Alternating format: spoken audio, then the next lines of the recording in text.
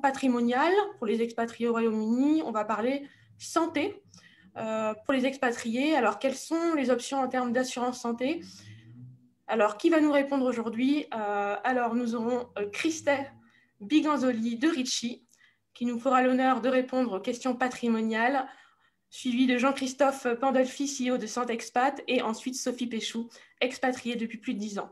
Alors, pour rappel, nous sommes en direct, donc du coup, vous pouvez poser vos questions sur le Facebook Live en commentaire ou via le Q&A de Zoom. Alors, je vous invite à écouter nos intervenants et à poser vos questions à la fin de ce webinaire. Alors, merci à tous les trois. Bonjour à tous les trois et merci d'être ici présents. Christelle, merci à vous. Je vais vous laisser la parole. Alors, quelle est la protection patrimoniale pour les expatriés au Royaume-Uni? Je vous laisse y répondre tout de suite. Merci, Christelle. Merci Julie et bonjour à toutes et à tous. Effectivement, on va parler aujourd'hui de la protection patrimoniale au sens large pour les expatriés du Royaume-Uni. Mais je dois préciser que même si on fera un focus sur le Royaume-Uni, bien évidemment, tout ce qu'on va dire ici s'applique la plupart du temps à tous les expatriés. Dans un premier temps, on va se présenter un petit peu. Qui est Ritchie? Ritchie, c'est une plateforme de services innovants de conseil patrimonial qui est la première plateforme en ligne qui s'adresse enfin aux expatriés. Je dis enfin parce que jusqu'à maintenant, il n'existait pas de solution au niveau civil, fiscal et patrimonial avec de vrais experts qui s'adressent directement à vous, les expatriés. Alors, la raison en est toute simple, c'est les fondateurs de Ritchie, qui sont tous des experts métiers dans le domaine de la gestion de patrimoine, ont tous été expatriés. Pour ma part, j'ai été expatriée plus de 15 ans à l'étranger. Donc, au niveau protection patrimoniale spécifique pour les expatriés, le premier et le plus important, et on évangélise nos expatriés du monde entier en faisant justement ce genre de webinaire, et merci French Morning de nous donner l'occasion de le faire encore, au niveau de la sécurisation civile. Ça, c'est un point extrêmement important au niveau du régime matrimonial. Donc, vous êtes partis mariés peut-être sans contrat en étant mariés entre septembre 92 et mars 2019. Vous avez sans doute subi une mutation de votre régime matrimonial. Donc, si vous êtes marié en tant que communauté de biens, qui était le régime légal français, vous avez pu basculer dans le régime séparatiste anglais. Est-ce dangereux? Quelles sont les conséquences? Effectivement, en cas de divorce ou même de décès, la distribution, quand quelqu'un décède, notamment, on commence à liquider le régime matrimonial et la distribution ne se fera pas du tout de la même façon en communauté qu'en séparation de biens. Et qui plus est, vous risquez, surtout si vous avez déterminé à avoir acheté des biens immobiliers, notamment à 50-50, avoir à justifier que vous avez bien donné de l'argent pour l'achat de ce bien. Sinon, ça va être jugé comme de la donation déguisée. Donc, on voit à quel point c'est important. Deuxième point extrêmement important, c'est la succession, puisque depuis le règlement européen de 2015, tout Français qui décède à l'étranger, d'ailleurs tout Européen, qui décède à l'étranger est soumis à la loi légale du pays dans lequel il avait sa résidence habituelle. Donc, est-ce que c'est dangereux? Ça dépend. Si vous ne faites rien, en tout cas, il se peut que vous soyez soumis à la règle du Royaume-Uni. Et cette règle du Royaume-Uni, comme vous le savez, peut déshériter vos enfants. Et la distribution du qui hérite de quoi et de combien ne se fera pas du tout de la même façon. Donc, soit on reste ainsi soumis au régime du UK, soit on peut désigner sa loi successorale et on ne peut désigner que sa loi nationale. Donc, si vous êtes français, la France, je précise au passage que le Code civil français m'apparaît pour travailler dans le monde entier un des codes civils les plus protecteurs parce qu'on peut donner une énorme protection aux conjoints tout en ne déshéritant pas les enfants. Et finalement, il y a un bon équilibre qui se fait sur la protection du conjoint. On n'est pas dans le fiscal, on est dans le civil, je le précise bien évidemment.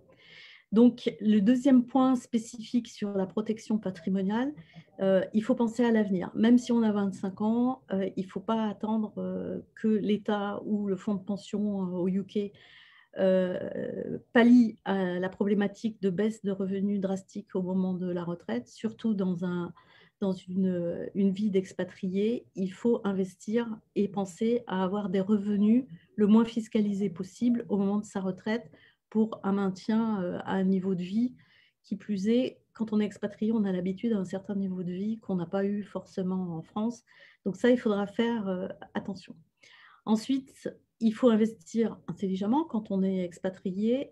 Intelligemment, ça veut dire quoi? Avec une gestion la plus light possible. C'est sûr que gérer des biens à distance, ce n'est pas toujours facile. Donc, il faut trouver des solutions où on gère à distance pour vous.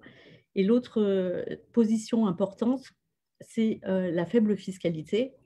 Et enfin, il faut toujours penser à la réversibilité, c'est-à-dire quand j'investis, est-ce que je peux revendre facilement et quelles vont être les conséquences si je change de pays d'expatriation ou si au contraire, si je rentre en France. Petit focus juste pour les investissements, pour vous dire qu'il n'existe pas d'investissement en France de défiscalisation. Dès lors que vous avez quitté la France, vous avez aussi quitté le principe de la défiscalisation. Et il existe des produits qui sont souvent vendus aux expatriés et qui s'avèrent être une catastrophe. Je pense aux SCPI notamment, parce que dans une SCPI, il y a plusieurs biens immobiliers dans différents pays, ce qui sous-entend d'avoir des déclarations multi-internationales avec, c'est pas toujours évident de déclarer son 3 € de part fiscale en Allemagne, en Espagne, donc c'est pas forcément adapté. Et enfin, le PEA n'est plus, vous pouvez conserver votre PEA que vous avez, mais vous ne pourrez plus avoir des fonds UK depuis l'histoire du Brexit, bien évidemment. Donc, dans les placements immobiliers les plus adaptés, on va retrouver des placements qui permettent d'avoir une fiscalité un peu plus allégée à l'étranger.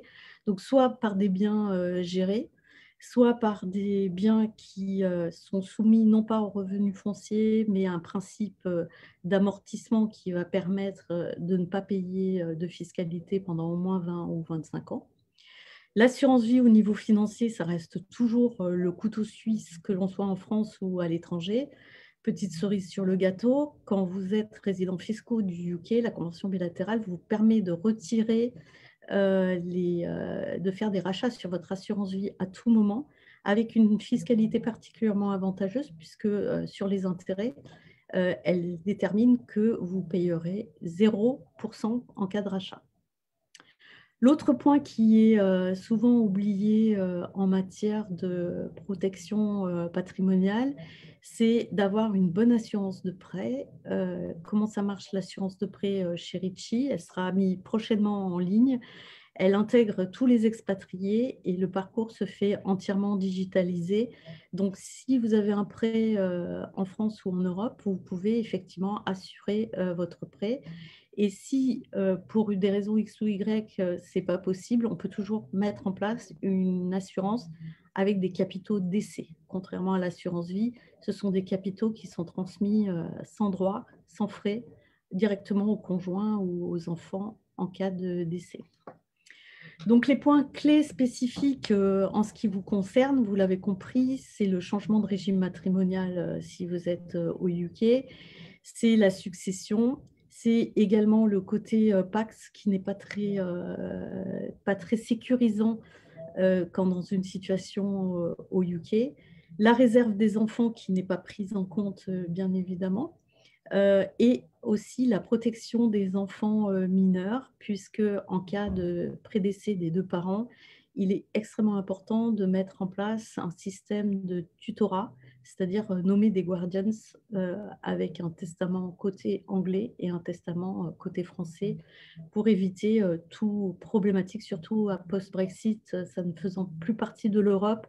Il ne faut pas laisser un enfant, surtout s'il a la double nationalité, laissé sans tuteur au UK. L'avantage au niveau fiscal, si on peut dire, c'est comme en France, il n'y a pas de droit de succession entre conjoints, mais il y a des droits élevés qui sont de l'ordre de 40%. à partir de 325 000 pounds. Donc, c'est quand même pas neutre. Donc, il faut s'attacher à une vraie stratégie sur le sujet. La convention bilatérale est plutôt avantageuse. Je vous ai remis ici, mais je pense que Julie transmettra les documents. Le barème de la fiscalité au Royaume-Uni, le barème de la fiscalité en France sur l'impôt sur le revenu et le barème en tant que non-résident. Je fais une petite aparté extrêmement importante en matière de revenus fonciers. Ne connaissant pas votre tranche marginale à l'étranger, l'État français applique un barème unique qui est de 20%. Et je vous passe les différentes négociations qu'il y a eu par le passé sur les prélèvements sociaux. La Cour européenne avait jugé que la France était abusive en appliquant les 17,2. On avait fini par atteindre le zéro, puis on avait changé de nom sur les prélèvements sociaux. Bref, on avait 20% plus 7,5%. Ne faisant plus partie de l'Europe, attendez-vous, tous les auditeurs qui ont des revenus fonciers en France, à rebasculer dans les 17,2%, ce qui va vous faire à minima un barème de 37,2%. Ça, c'est la mauvaise nouvelle du jour post-Brexit. Vous pouvez nous rejoindre en ligne et poser toutes les questions à nos experts, que ce soit sur le bilan patrimonial gratuit qui est en ligne ou le bilan premium ou le bilan retraite qui va bientôt avoir lieu. Vous pouvez également, je vous le dis, avec le code French Morning UK 2021, obtenir le livre blanc de l'expatriation qu'on vous adressera, évidemment, si vous nous écrivez à l'adresse team@ritchie. Et je passe la main à Jean-Christophe Pandolfi qui va vous faire une présentation aux petits oignons sur la santé. Merci Christelle. Alors, merci Jean-Christophe aussi de faire partie de ce webinaire. Je vous laisse la parole. Jean-Christophe est pour rappel CEO de Santexpat, premier comparateur d'assurance santé. Alors Jean-Christophe, je vous laisse la main.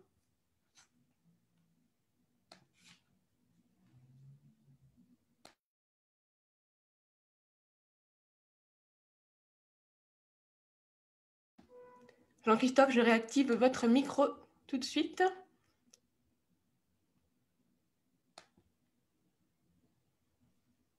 Et voilà. Bonjour, je ne sais pas si l'écran est partagé, j'espère que oui. Et bonjour, Jean-Christophe Pandolfi, donc je suis le CEO de Santexpat. Santexpat, c'est un comparateur d'assurance santé pour les Français expatriés à l'étranger que j'ai créé il y a tout juste un an. Après 30 ans, après avoir été 30 ans courtier en assurance, tant en France qu'aux États-Unis où j'étais expatrié, l'idée de Santexpat, ça a été fort de cette expérience d'expatrié et d'assureur à l'étranger, je me suis aperçu qu'il y avait un manque d'informations et d'accès à l'assurance santé à la française pour les expatriés, ou du moins de l'avoir de manière assez simple, simplifiée par du digital et de manière assez automatique. D'où la création de Santexpat, donc qui est un comparateur qui en 3 clics vous permet d'obtenir toutes les offres d'assurance santé qui correspondent à votre profil et au coût de santé de votre pays d'expatriation, donc grâce à un algorithme qui tient compte des 3 données que sont votre âge, votre composition familiale et les coûts de santé de votre pays d'expatriation. Donc, créé il y a un an, aujourd'hui nous avons une douzaine de collaborateurs et nous sommes en très forte croissance sur à peu près tous les pays du monde, majoritairement sur l'Amérique du Nord, le UK et l'Asie. Aujourd'hui, le sujet, c'est le Brexit, la CEM, donc qui est la carte européenne d'assurance maladie, et la carte vitale. Ça, c'est notre premier sujet. Donc, quel est l'impact du Brexit sur vos droits à la sécurité sociale, à la Caisse européenne d'assurance? Donc, aujourd'hui, vous êtes expatrié en Angleterre. Vous aviez peut-être demandé à avoir droit à la carte européenne d'assurance qui vous permettait d'avoir accès aux soins publics de la NHS au UK. Donc, du fait du Brexit, les effets de la carte européenne d'assurance maladie s'éteignent avec le Brexit, sachant que votre carte européenne d'assurance maladie est valable jusqu'à l'expiration qui figure sur la carte. Donc, si vous avez émigré ou visité ou êtes en séjour au UK avant le 31 décembre 2020 et que vous avez une carte qui expire, par exemple, en juillet 2021, vous avez tout à fait droit d'utiliser cette carte pour accéder au service de la NHS. Si vous n'avez plus pas de carte européenne d'assurance maladie ou que votre carte n'est plus à une date de validité qui est expirée, à ce moment-là, si vous étiez résident auparavant au UK, vous pouvez faire valoir vos droits auprès de la NHS en tant que résident préalable au UK. Vous pouvez tout à fait faire la demande sur le site de la NHS pour demander à bénéficier des droits à la NHS et vous avez jusqu'au 30 juin 2021 pour faire valoir vos droits sur le site de la NHS. Dans tous les cas, qu'il s'agisse de la carte européenne de l'assurance maladie ou de la NHS, ces droits ne vous donnent accès qu'aux soins publics de la NHS en Angleterre. Et la plupart des expatriés français au UK ont plutôt tendance à souhaiter bénéficier de soins dans le privé. Parfois pour pouvoir converser avec un médecin de sa langue maternelle, qui souvent sont des médecins qui sont dans le privé. Et donc, que ce soit la NHS ou la CEM, ne vous offre pas de droit à remboursement dans les soins du privé. C'est pour ça que des assureurs ou des courtiers, comme c'est le cas de Santexpat, proposent des assurances spécifiques et créent des assurances spécifiques pour que vous puissiez avoir accès aux soins privés, donc au régime privé, qui est parfois, qui est souvent préféré par les expatriés. Et souvent, la NHS, sur certaines pathologies, est relativement saturée et vous propose des dates de soins ou des dates de rendez-vous qui sont assez lointaines. Et comme nous le savons, il vaut mieux consulter le plus tôt pour être rassuré et souvent pour gérer une pathologie au plus tôt, ce qui dans tous les cas est ce qu'il y a de mieux. Donc voilà pour le public. Donc on vous recommande bien sûr de faire appel à un assureur privé pour avoir accès aux services privés en Angleterre. D'autre part, nous en sommes aperçus après le Brexit et surtout pendant le confinement. Beaucoup d'expatriés français au UK sont venus se confiner en France ou dans un autre pays d'Europe et ont découvert que leurs droits n'étaient pas valables puisqu'ils ne bénéficiaient plus de la carte vitale. Donc la carte vitale ne vous donne des droits qu'en France, pas ailleurs en Europe. Il vous faut la CEM pour la carte européenne d'assurance maladie pour bénéficier des droits dans toute l'Europe. Donc beaucoup d'expatriés sont venus se confiner en France ou dans d'autres pays d'Europe et ont vu qu'ils n'avaient pas de droits du fait de leur adhésion à la NHS dans les pays d'Europe et donc devaient payer de leur propre poche ces soins. Donc, encore une fois, soyez vigilants, mais ça, c'est un sujet que Sophie, qui est expatriée au UK depuis une dizaine d'années, va nous exprimer. Vérifiez vos contrats d'assurance, vérifiez si vous venez vous confiner en France ou dans un autre pays d'Europe, sachez que la NHS n'est pas suffisante pour vous couvrir. Autre sujet et qui est majeur pour revenir sur les soins privés au UK, en France, depuis notre plus tendre enfance, nous sommes habitués à avoir une santé de très très bonne qualité et une accessibilité aux soins à notre convenance. Vous le savez, vous êtes expatrié au UK, NHS, vous avez un médecin qui est désigné, qui est en général dans votre secteur, et vous ne pouvez pas choisir votre praticien à votre guise.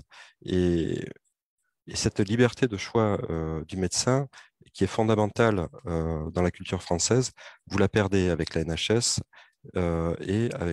ou avec la CEM. Donc, je vous invite à, si vous souhaitez une qualité de soins, une accessibilité de soins très libre et rapide, de faire appel à une assurance privée.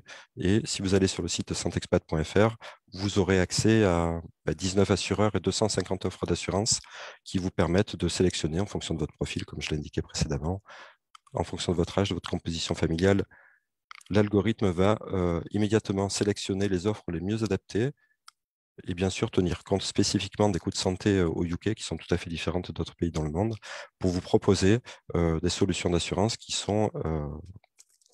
vous sont accessibles. Et ensuite, en fonction de vos besoins, de votre budget, etc., vous aurez une présélection qui aura été réalisée et simplement, en 3 clics, vous pourrez souscrire digitalement à une assurance ou avoir à faire appel à nos conseillers qui sont aussi qui ont tous aussi été expatriés dans leur carrière et qui vous conseilleront spécifiquement sur les besoins au UK.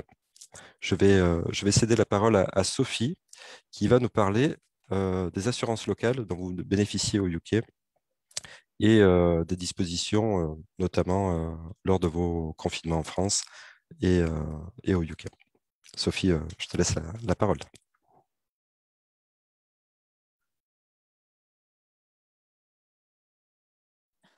Bonjour à tous, avec le son, je pense que ce sera mieux. Donc, je suis Sophie Péchou, je suis expatriée à Londres depuis plus de 10 ans maintenant. J'ai beaucoup voyagé dans mon job précédent et j'ai appris en fait à comprendre comment ça marchait la santé au UK. Alors déjà, quand vous êtes expatrié, on vous dit tu vas dans un nouveau pays, donc comment ça marche dans le pays. On apprend la culture, on apprend à poser des questions, on apprend à comprendre comment ça marche pour un appart, comment ça marche pour l'école, et après vient comment je me soigne. Donc, comment je me soigne ici, ce qu'il faut comprendre, c'est qu'il y a 2 systèmes de santé en fait qui coexistent. Il y a ce qu'on a mentionné avec Jean-Christophe, le NHS, qui est le National Health Service, qui est en fait le système de santé public anglais qui couvre tout le monde en fait, qui est un système gratuit. Donc, il n'y a pas de frais. En fait, vous n'avez pas besoin de payer. Vous vous enregistrez chez ce qu'on appelle GP, qui est le General Practitioner, en fait, qui vous trouvez, en fait, grâce au système. Vous allez sur le site Internet et vous rentrez votre adresse et on vous donne, en fait, le certain nombre de cabinets médicaux dans lesquels vous pouvez aller vous consulter. Et ça, c'est la première chose pour la NHS. Le deuxième, c'est les assurances. Donc, ce qu'il faut comprendre pour les assurances, c'est qu'il y a 2 types d'assurances. Il y a ce qu'on appelle des assurances, en fait, privées, mais UK, qui, la plupart du temps, sont liées aux contrats, en fait, à vos contrats de travail. Donc, souvent, un expatrié a son contrat de travail et l'assurance santé est offerte, en fait, par la compagnie. Mais elles sont valables uniquement sur le UK. Et pour rejoindre en fait le point évoqué par Jean-Christophe, ces assurances privées, donc vous avez le droit de consulter dans le privé, ne sont valables que sur les territoires en fait UK. Et ensuite, vous avez ce qu'on appelle les assurances santé internationales. L'utilisation en fait d'une assurance comme celle-ci, vous pouvez consulter au UK, l'endroit où vous résidez, mais vous pouvez l'utiliser lorsque vous allez vous confiner dans un autre pays dans le monde ou lors de vos vacances ou lors aussi de vos voyages professionnels. Donc ça, c'est les 3 différents, je dirais, types de couverture que l'on peut avoir. Après, en termes de parcours de soins, quand on va dans la NHS, on a rendez-vous avec un GP. Ce qu'il faut savoir, c'est que le temps de consultation moyenne avec un GP dans la NHS est entre 10 et 15 minutes. Donc généralement, l'adage, c'est de dire vous avez une question, un rendez-vous. On prend en charge en fait les priorités. Donc, un besoin, une priorité est exprimée, en fait, on vous soigne. Si vous avez besoin de plus, faudra reprendre un rendez-vous. Ça, c'est une chose importante à comprendre dans comment ça marche. Et lorsque vous avez besoin, ce qu'on appelle d'un referral, en fait, pour aller voir un spécialiste, il faut que ce soit agréé par le GP qui vous donne ce papier, en fait, pour pouvoir aller consulter ce spécialiste. Donc ça, c'était pour comprendre comment ça marche. Aujourd'hui, en termes de pandémie et de crise sanitaire, le NHS en fait est clairement débordé. Donc pour aller voir un spécialiste, il y a des semaines, voire des mois d'attente. L'intérêt d'avoir une assurance santé privée, c'est de pouvoir aller consulter dans le privé par définition et donc de pouvoir avoir un soin, accès aux soins beaucoup plus rapide et la prise en charge est bien plus facile. Et on prendra le temps en fait de vous parler et de vous expliquer. Donc ça, c'est dans les spécialistes. Et après, dans les autres choses, c'est que Jean-Christophe mentionnait tout à l'heure. Lorsqu'on est français, on a l'habitude d'avoir un certain standard de prise en charge. On a l'habitude de s'exprimer dans sa langue maternelle. Et il est souvent... c'est facile d'aller voir un pédiatre français, d'aller voir une gynéco française, d'aller voir en fait un dermato, de lui exprimer tous ses besoins et ses petits bobos en fait dans sa langue maternelle. Donc, à savoir que le NHS, vous allez avoir tout type de praticiens et tout type de consultants. L'assurance internationale vous permet de choisir l'endroit où vous allez et de choisir en fait votre praticien, donc choisir votre médecin et par définition de choisir la langue dans laquelle vous allez communiquer avec ce médecin. Après, dans les spécificités, j'ai envie de dire, lorsqu'on est français, on a l'habitude d'aller voir l'ophtalmo pour faire un check des yeux, on a l'habitude d'aller chez le dentiste, au moins une fois dans l'année, d'aller chez la gynéco, d'aller chez le pédiatre. Lorsqu'on devient maman à Londres, en fait, le parcours de santé devient différent. Oui, vous avez plein de questions, vous avez besoin qu'on vous rassure. Et le réflexe français, c'est d'aller voir un pédiatre. Ici, en fait, c'est d'aller voir un GP. Donc, encore une fois, différences culturelles, approches différentes. Voilà. Et tout à l'heure, nous avons une question par rapport au suivi de grossesse. Donc, le suivi de grossesse, en fait, la différence entre le UK et la France, c'est deux visions. En Angleterre, au UK, la grossesse n'est pas une maladie. Donc, vous avez un suivi, en fait. Pour vous donner une idée de suivi, généralement, ici, pour le premier enfant, vous avez le droit à 3 échographies et vous êtes suivi par ce qu'on appelle une midwife, donc en fait une sage-femme, qui va vous faire venir tous les mois et demi, alors qu'en France, vous êtes suivi uniquement en fait par un gynéco-obstétricien.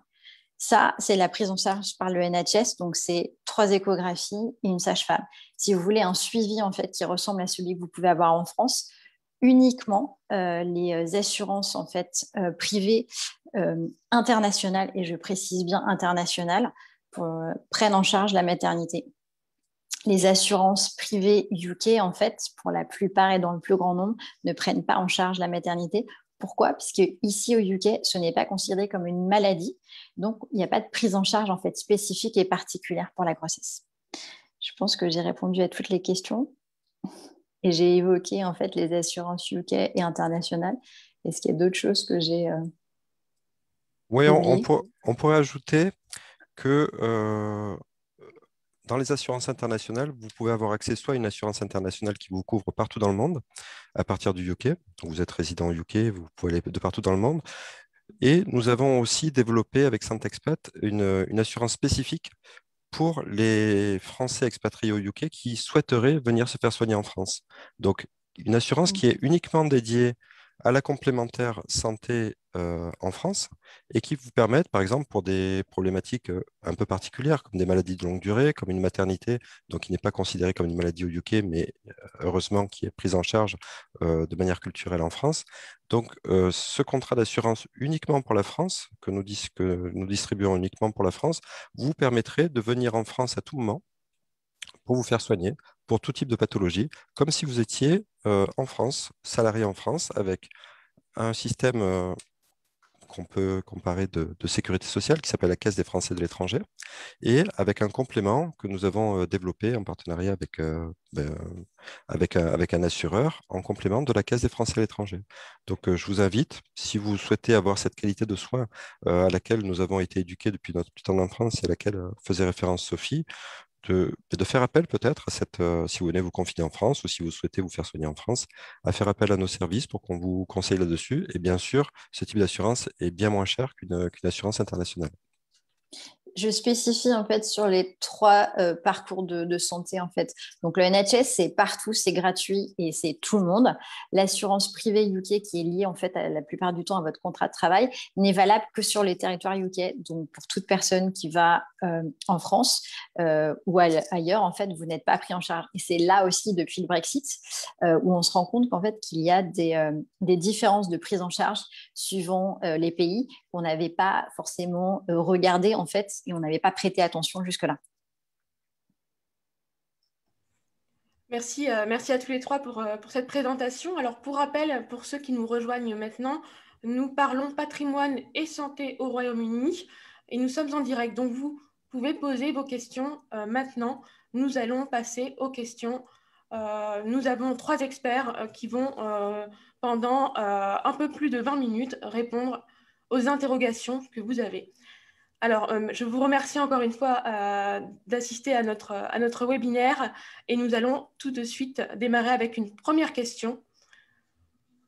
Alors, concernant la loi successorale qui s'applique lors d'un décès d'un Français résidant au Royaume-Uni vivant avec un autre Français sans être marié et n'ayant pas établi de testament au Royaume-Uni, que se passe-t-il lorsqu'ils ont des biens immobiliers et des placements financiers en France?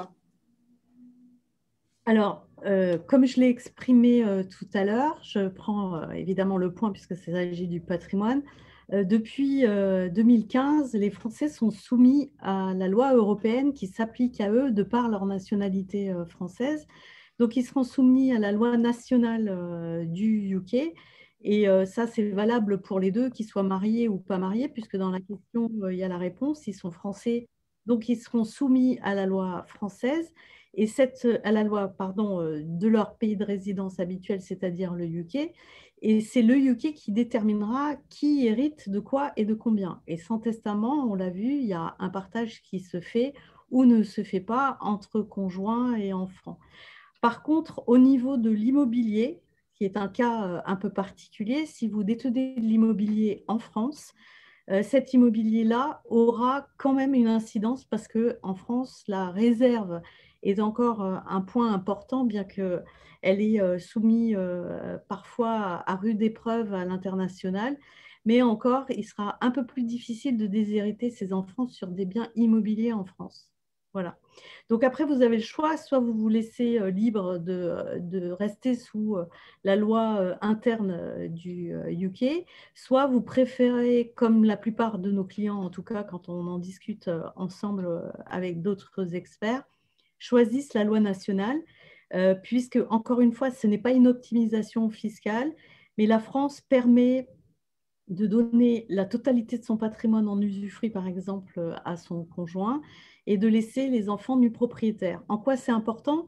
Imaginez que vous laissez votre conjoint qui donc, il détient le patrimoine sans cette notion de démembrement et de nue propriété. Votre conjoint se remarie demain avec un Anglais, par exemple, qui, lui, n'est pas du tout habitué à la réserve héréditaire et dit, bon, bah, moi, finalement, tes enfants de premier mariage m'importent peu. Moi, ce qui m'importe, c'est que tu me transmettes la totalité de vos biens. Donc, vous décédez en pensant que vos enfants hériteront un jour de vous. Et ben, rien n'est moins sûr, puisque donc, le fait de soumettre sa loi nationale protège vos enfants pour l'avenir. J'espère avoir répondu. Merci Christelle pour cette réponse. Alors, ce qu'on va faire, c'est qu'on va enlever le partage d'écran et on va continuer les questions en direct. Alors, une autre question. Alors, on a parlé grossesse, mais on va peut-être l'aborder encore une autre fois pour les personnes qui nous rejoignent juste maintenant. Comment peut-on avoir un suivi de grossesse le plus rapproché de la métropole ou voire similaire que la France au Royaume-Uni? Est-ce qu'on peut redonner quelques précisions à ce sujet? Alors, pour préciser, pour avoir un suivi de grossesse qui est le même ou très très équivalent de la France, c'est d'aller dans le privé ici, d'être complètement accompagné et pour le suivi et pour l'accouchement en fait dans le système privé. Dans les hôpitaux en fait privés. Il y a 2 choix. Il y a soit ce qu'on appelle être self-referred et du coup vous payez en fait la totalité de l'accouchement de votre poche, soit vous êtes couvert par une assurance. Dans la plus grande partie dans la plupart des cas, les assurances privées UK ne prennent pas en charge la maternité. Encore une fois, je répète ce que je viens de dire. La maternité n'est pas une condition médicale au UK, donc ce n'est pas couvert. Les seules options, en fait, c'est une assurance internationale. Et il faut avoir pris en fait vraiment la couverture maternité dans son package, en fait, dans son contrat d'assurance internationale. Ce qu'il faut avoir en tête, c'est que le prix d'un accouchement en France, et Jean-Christophe, je pense que tu vas m'aider, on est entre 3 500 € et 5 000 €, si je ne me trompe pas. Le coût d'un accouchement en France varie entre 2100 et 2400 euros. 2100 euros en clinique et 2400 euros à l'hôpital en moyenne. Voilà. Alors Et ici, et je prise en précise. charge à 100% par la sécurité sociale. Alors, ici, je précise que ce sont des tarifs qu'on a sur des hôpitaux privés londoniens, pas sur le total au UK. C'est entre 15 000 pounds et 20 000 pounds. Donc, la différence en fait de tarif est quand même extrême. Donc, il faut bien l'avoir en tête. En fait, il y a un droit. Il faut, enfin, je ne trouve pas le mot. Il y a 9 mois en fait de droit de carence avant de pouvoir bénéficier de l'assurance maternité. Alors, une question suivante. En cas de succession, comment cela se passe-t-il, et notamment au niveau de l'imposition? Par exemple, peut-on être imposé sur les assurances vie une nouvelle fois et les donations? Si on est déjà imposé en France, doit-on déclarer quoi que ce soit au Royaume-Uni? Personnellement, je suis taxée hors résidence en France, donc au Royaume-Uni. Alors déjà, je précise qu'il n'existe pas de fiscaliste mondial. Donc, nous, on s'occupe que de la partie fiscale française et de l'implication des conventions bilatérales pour éviter la non-double imposition. Donc, en matière de succession, on l'oublie souvent, autant il y a des conventions bilatérales sur l'impôt sur le revenu dans à peu près tous les pays de l'OCDE, donc à peu près 125 pays. Il n'en existe qu'une petite trentaine au niveau des successions. Donc, il y a toujours un frottement possible de succession. Et comme je le répète, quand on décède, on liquide d'abord le régime matrimonial. Donc, c'est hyper important de sécuriser son régime matrimonial. Ensuite, on choisit la loi successorale. Si vous n'avez rien fait, ça sera le UK. Donc, vous imposez l'État à distribuer qui hérite de quoi et de combien. Là, ce sont que des sujets civils. Ensuite, dans un deuxième temps, on va se pencher sur la question, quel est le pays qui est en droit de fiscaliser sa succession? Et dans ce cas-là, effectivement, on va regarder, en général, l'immobilier, c'est le lieu de situation. Et fiscalement, tout ce qui est valeur mobilière sera fiscalisé dans le lieu de votre pays. Donc, c'est relativement simple. Il y a une grande majorité qui sera fiscalisée au UK. Et l'immobilier sera fiscalisé en France. Quant aux assurances vie, elles suivent un périmètre bien particulier, puisque c'est le gros avantage de l'assurance vie, c'est la transmission. Et comme vous le savez peut-être ou pas, donc je vous l'apprends si tel n'est pas le cas, l'assurance vie n'est pas liquidée par le notaire au niveau d'une succession. C'est-à-dire qu'à l'intérieur d'une assurance vie, vous avez déjà un mini-testament qui s'applique, qui est la clause bénéficiaire. Et dans la mesure où il n'y a pas de fiscalité particulière et qu'il y a une vraie transmission qui se fait, c'est hors délibération notariale. Et jusqu'à 152 500 €, il n'y aura pas de droit de succession en France en ce qui concerne vos héritiers. Et au-delà, il y aura de toute façon une taxation bien moins forte que la taxation de la tranche marginale classique, que ce soit celle du UK ou celle de la France. Merci Christelle. Alors, on a beaucoup de questions. On va essayer de répondre à un maximum de questions aujourd'hui. Alors, beaucoup de questions sur la carte vitale qu'on a évoquée précédemment. On va en reparler via cette question suivante. Est-ce que la carte vitale européenne s'appliquera-t-elle? Est-ce que la carte vitale européenne s'appliquera au UK post-Brexit, au Royaume-Uni? Alors, il n'y a pas de carte vitale européenne. C'est soit une carte vitale qui n'ouvre à des droits uniquement en France, soit la carte européenne d'assurance maladie qui est demandée auprès de la sécurité sociale en France lorsqu'on part au UK. Donc, les droits de cette carte européenne d'assurance maladie expirent selon sa date d'expiration au UK. Donc, vous pouvez utiliser votre carte européenne d'assurance maladie jusqu'à son expiration au UK depuis le Brexit. Donc, pré-Brexit, vous aviez, avec la carte européenne d'assurance maladie, accès aux soins de la NHS uniquement. Post-Brexit, si vous disposiez d'une carte européenne d'assurance maladie préalablement au Brexit, vous pouvez utiliser cette carte européenne d'assurance maladie jusqu'à la date d'expiration qui figure sur cette CEM. Et je complète l'information. Je pense que la question est aussi, lorsque vous êtes français et vous habitez au UK, la plupart des gens ont fait la demande de cette carte européenne d'assurance maladie qu'ils utilisent lorsqu'ils rentraient en France en fait pour des soins d'urgence. Cette carte européenne d'assurance maladie, elle est valable en fait uniquement dans les cas d'urgence en fait, pas pour aller voir un généraliste. Elle est vraiment valable à l'hôpital. Vous cassez la jambe, vous tombez, il vous arrive quelque chose. Donc aujourd'hui, après Brexit, ce que Jean-Christophe vient de donner pour la validité, pour le système anglais, le NHS, en fait, il vous est possible de faire une demande en fait au niveau du NHS pour avoir une carte de soins dans les autres pays en fait lorsque vous sortez du UK, mais encore une fois, elle n'est valable que pour les soins d'urgence et il faut vous en faire la demande en fait, il y a une date de validité bien particulière. Donc toute personne française en fait qui sort du UK qui n'a pas d'assurance et qui n'a plus ses droits en fait à la sécurité sociale en France n'est pas couvert. J'espère avoir répondu et clarifié le sujet. Merci à vous deux. Alors, on a une question de Huguette qui nous dit en fait que nous avons pour habitude d'avoir un testament dans le pays dans lequel nous sommes résidents. Dans quel cas conseillez-vous d'avoir aussi un testament français ? Nous sommes mariés sous le régime de la communauté il y a plus de 20 ans. Doit-on changer de régime matrimonial ? Je n'ai pas bien compris.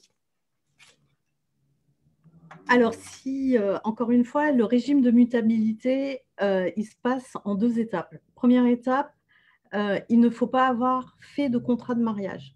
Si vous avez fait un contrat de mariage, vous n'êtes pas soumis à la mutabilité du régime matrimonial et je vous rassure tout de suite.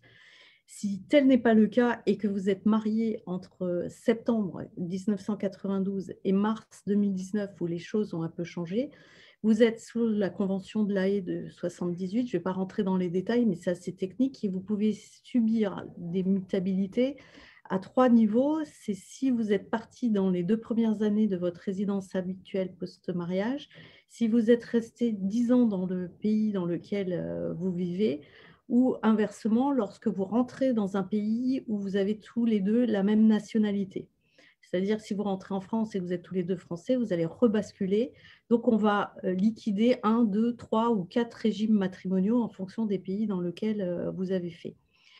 Donc, ça, c'est pour le régime matrimonial. Concernant la question sur les testaments, il est extrêmement important de faire des testaments. Nous, on apprécie particulièrement les testaments en miroir. Alors ça, c'est valable uniquement si vous avez du patrimoine outre-Atlantique, si je puis dire, c'est overseas. Si vous avez tout votre patrimoine au UK, tout se passe bien, vous faites votre testament au UK. En revanche, si vous détenez du patrimoine en France et au UK, il est extrêmement important de regarder le testament au UK, parce que sinon, c'est l'État qui décide à votre place, et en France, sur votre patrimoine français. Mais là où nous, on agit vraiment comme chef d'orchestre, on travaille avec des notaires qui ont des vocations et des diplômes à l'international. Et croyez-moi, il n'y en a pas tant que ça en France. Pour regarder les testaments qui ont été bâtis au UK, je dirais que dans 95%, le testament dit l'inverse de ce que la loi française est en capacité d'application. Et ce qui va se passer, c'est que vos ayants droit, hein, que ce soit le conjoint ou les enfants, vont se retrouver dans une situation particulièrement difficile, c'est-à-dire que ni le UK ni la France n'arrivera à appliquer vos dernières volontés. Donc ce travail, il est important, surtout en France, ça coûte vraiment pas cher de faire un testament. Je sais qu'à l'étranger, c'est beaucoup plus onéreux, mais on travaille avec des notaires qui peuvent vous conseiller des notaires à l'étranger qui travaillent en binôme. Et il est important que la lecture soit faite par le notaire anglais et par le notaire français pour éviter toute problématique au moment de la succession. Je me permets juste une petite aparté en fait sur en cas de décès en fait sur la garde des enfants. Il est particulièrement important d'avoir fait en fait d'avoir pris toutes les mesures légales pour être sûr en fait que vous ayez désigné des tuteurs légaux pour vos enfants, puisque sinon en fait si vous avez décidé, si c'est pas le cas, les enfants n'auront pas le droit de sortir du territoire UK, donc personne ne pourra venir les chercher. Donc ça c'est une information en fait qui est primordiale si vous habitez pour la garde des enfants, faites un testament pour être sûr, en fait, sinon ils seront en fait régis par les services sociaux anglais. Et donc, pour récupérer la garde des enfants pour des grands-parents français ou quelqu'un en fait de nationalité française, si les enfants en plus ont la double nationalité, c'est un parcours très compliqué. Alors, on m'a posé la question, j'ai répondu en ligne tout à l'heure. Donc, je précise un peu, Sophie, que les bons tuteurs, ce n'est pas forcément ni des Anglais ni des Français. On me demandait quels étaient les meilleurs tuteurs. Le meilleur tuteur, moi, en tant que maman de 4 enfants, ça reste quand même les gens qui vont être le plus à même à s'occuper de vos enfants. Par contre, effectivement, pour les doubles nationalités, surtout si vous avez une fratrie, comme ça a été longtemps mon cas, avec des enfants qui avaient une nationalité, d'autres 2 nationalités, d'autres 3 nationalités, votre fratrie risque d'être dispatchée en fonction de ce que dit. Alors, on finira toujours par trouver une solution, hein, parce que les ambassades travaillent entre elles, mais entre le début de la solution et la fin de la solution, il peut facilement se passer 1 an. Donc, il faut faire effectivement nommer des guardians ou des tuteurs à la française si vous le souhaitez. Ça peut être une personne, 2 personnes, les grands-parents, les frères, les sœurs, qui vous voulez, des amis, mais une personne qui est en capacité d'avoir l'autorisation de sortie du territoire pour sortir les enfants si besoin ou les conserver au UK et qu'il n'y ait pas un conflit familial, ne serait-ce que ça, entre personnes au moment de votre décès. Bon, ça arrive heureusement très rarement, mais ça ne coûte pas cher de le faire, une centaine d'euros, et ça vaut quand même le coup de se protéger à ce niveau-là. On passe à la question suivante. Quelles sont les options d'assurance santé temporaire, par exemple juste pour des vacances en France? Si vous êtes français et que vous avez toujours vos droits à la sécurité sociale, vous pouvez prendre une assurance temporaire en complément de la sécurité sociale. Si vous ne disposez plus de droits à la sécurité sociale, à ce moment-là, vous pouvez prendre une assurance temporaire en France qui vous coûtera pas grand-chose, puisque en France, le coût des soins est bien moins important que ce qu'il est au UK. Donc, il y a effectivement des assurances temporaires. Alors, pour un étudiant, ça va être de l'ordre de 45 euros par mois. Ensuite, tout dépend de l'âge, de la composition familiale. Mais si c'est pour la France, on peut penser qu'il y aurait ça va coûter entre 60 et 120 euros par mois pour des compléments de sécu. Sinon, on a des solutions en complément de la CFE. La CFE, donc la Caisse des Français à l'étranger, a développé depuis le 1er janvier une solution qui s'appelle France Expat et qui vous couvre sur les droits à la sécurité sociale de manière en France. Et nous avons des solutions en complément de la CFE avec des assureurs français de premier ordre comme Malakoff Médéric ou la MGEN, Mutuelle Générale de l'Éducation nationale, donc qui couvre tout le corps consulaire et le corps étudiant français à l'étranger. Nous avons développé avec eux des solutions spécifiques pour le UK, spécifiques au UK, pour des expats français qui vivent au UK, qui viendraient se faire soigner en France de manière temporaire lors de leurs vacances ou lors de séjours pendant leur confinement, etc. Alors, encore une autre question. Si résident et settle status, la carte TIC est toujours disponible et fonctionne en France pour traitement urgent comme avant Brexit. Sinon, la Caisse des Français de l'étranger couvre, comme la sécurité sociale, lors des séjours en France jusqu'à 6 mois. Qu'est-ce que vous en pensez? J'ai pas bien compris le début de la question, en fait, ou à moins Si que je puisse la résident lire. et settle status, la carte TIC est toujours Pardon, disponible. j'ai pas compris. Si le résident? Si la personne est résidente avec settle status, est-ce que la carte TIC est toujours disponible? Est-ce que ça fonctionne comme en France avec les traitements urgents, La comme carte, avant le Brexit? la carte IC. C'est une question de Marie-Ange. Alors Marie-Ange, on a peut-être besoin d'un peu plus de précision. On vous invite à taper dans le Q&R les petites précisions pour aider nos spécialistes ou à contacter directement Jean-Christophe après le Oh, webinaire.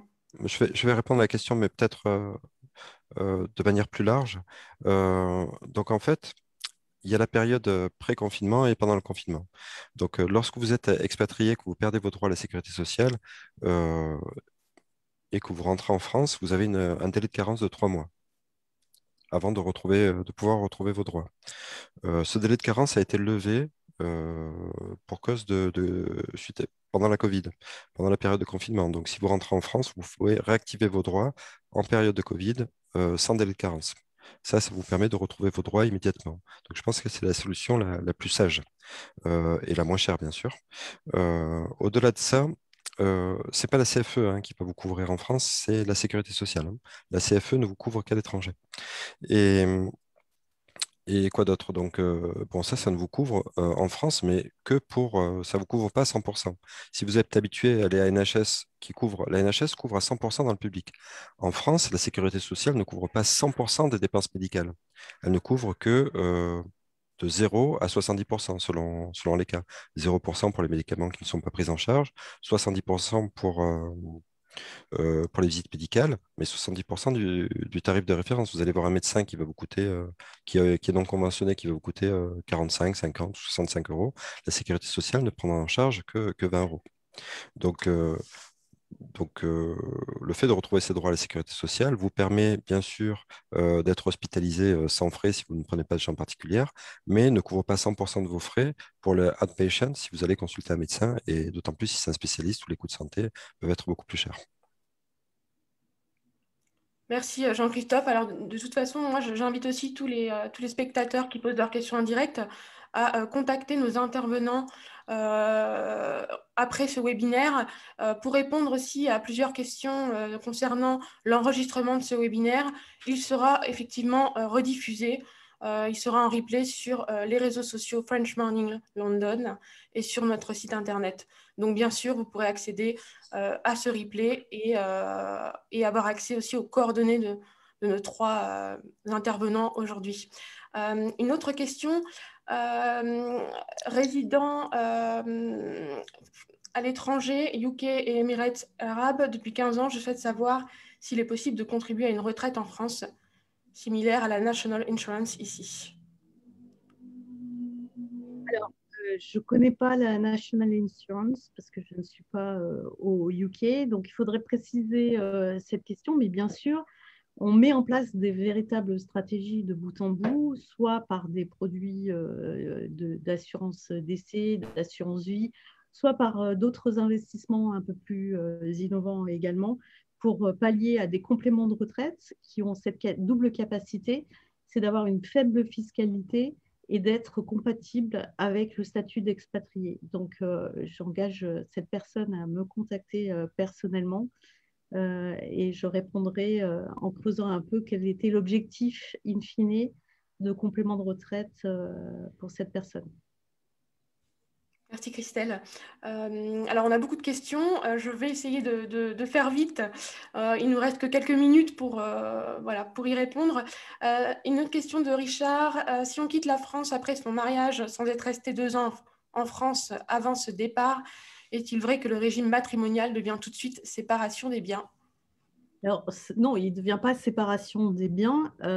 On considérera que votre résidence habituelle post-mariage risque, alors si c'est l'Angleterre, oui, ça sera séparatiste, mais dans d'autres pays, si vous partez en Allemagne, ça sera la participation réduite aux augments, qui est un régime matrimonial proche de notre participation aux acquis. Encore une fois, je le répète, c'est les 2 ans post-mariage au bout de 10 ans et lorsque vous partez dans un pays dont vous avez tous les deux la nationalité. Donc, par exemple, personnellement, je suis française, mon époux est italien. Je n'ai pas la double nationalité, mais pour l'exemple, admettons, je pars vivre en Italie, j'ai la double nationalité italienne, je vais donc reprendre le régime matrimonial italien. Donc, c'est un petit peu complexe. Et bien évidemment, je vous le signale quand même, parce qu'on me pose souvent la question, vous ne recevez pas de faire-part en vous disant au fait, vous avez changé de régime matrimonial.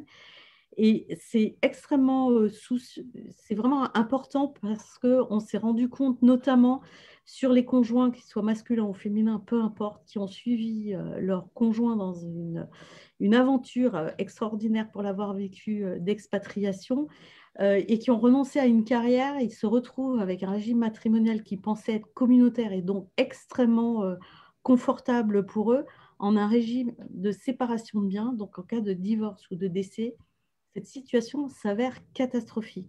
Pour autant, je vous assure que les choses peuvent se mettre dans la mesure où vous restez à l'étranger, c'est-à-dire avec ce qu'on appelle un élément d'extranéité. L'élément d'extranéité, c'est un caractère international dans votre situation.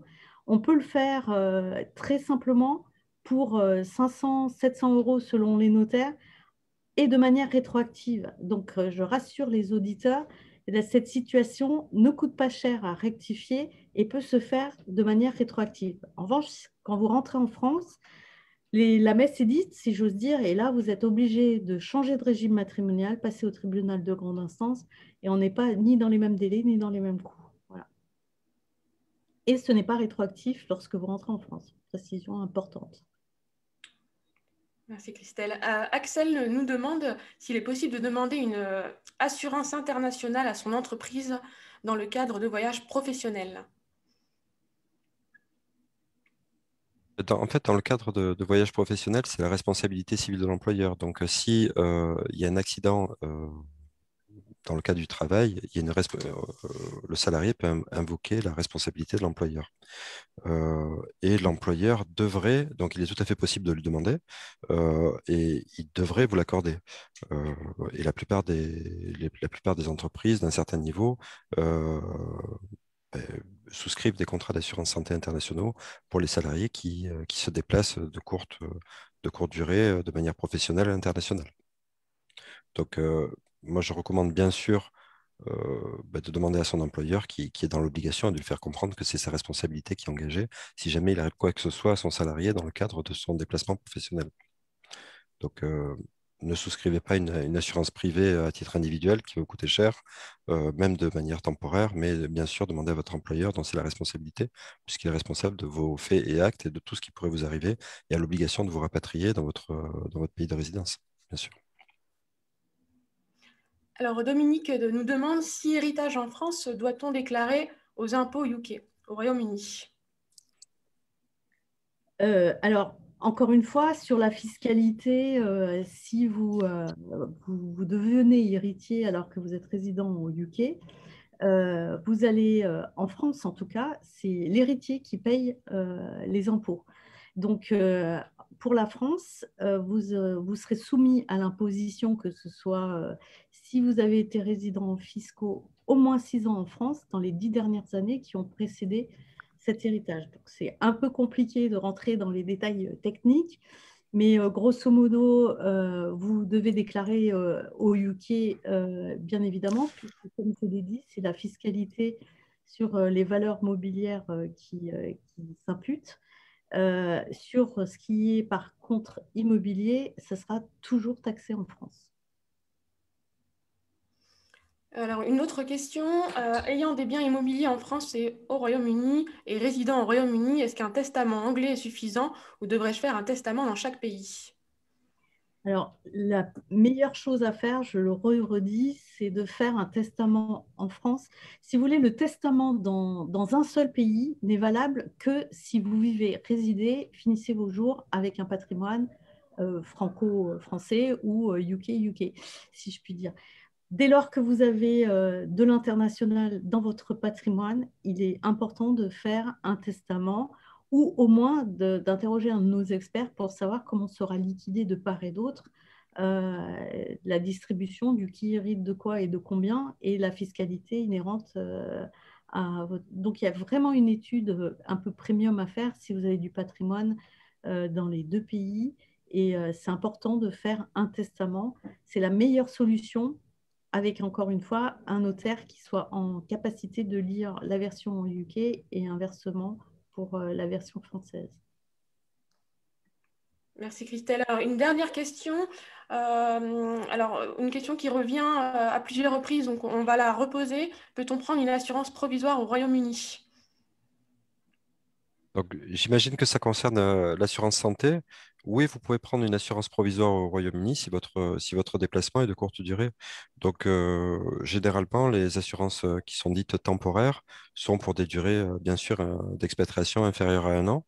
Et vous pouvez tout à fait souscrire à une assurance temporaire, sachant que, alors, une assurance temporaire coûte moins cher parce que on considère que si vous partez de manière temporaire dans un pays, c'est pas pour vous y faire soigner et donc ça ne couvre que ce qu'on a évoqué précédemment, la médecine d'urgence ou l'accident. Donc, ces assurances temporaires ne sont pas renouvelables. C'est-à-dire qu'à la fin de la durée de ce contrat d'assurance, si vous voulez étendre la durée de cette garantie, vous ne pourrez pas le faire. Il faudra souscrire un nouveau contrat d'assurance. Donc, avec de nouvelles questions médicales, etc. C'est tout un process de souscription. Donc, oui, pour des expatriations de courte durée, et je le déconseille pour des expatriations de longue durée. Pour Parce des que étudiants, ouais. Pour des étudiants ou des VIE, en fait, il y a des solutions d'assurance temporaire qui existent. L'idée, c'est que ce soit en fait limité dans la durée. Merci à tous les trois. On va devoir clôturer ce webinaire. Voilà, il est 6 heures UK Time. Je remercie nos 3 intervenants, Sophie, Jean-Christophe et Christelle, pour votre expertise qui a éclairé tous nos auditeurs aujourd'hui. J'invite tous nos auditeurs à prendre contact avec nos intervenants pour avoir des renseignements complémentaires et plus d'informations. Je vais devoir rendre l'antenne. Merci aux auditeurs, merci à nos 3 intervenants et à très bientôt sur Zoom le 11 mai pour parler de la colocation meublée. Merci à tous. Au revoir. Merci Julie. Merci à tous. Merci Merci à tous. Julie.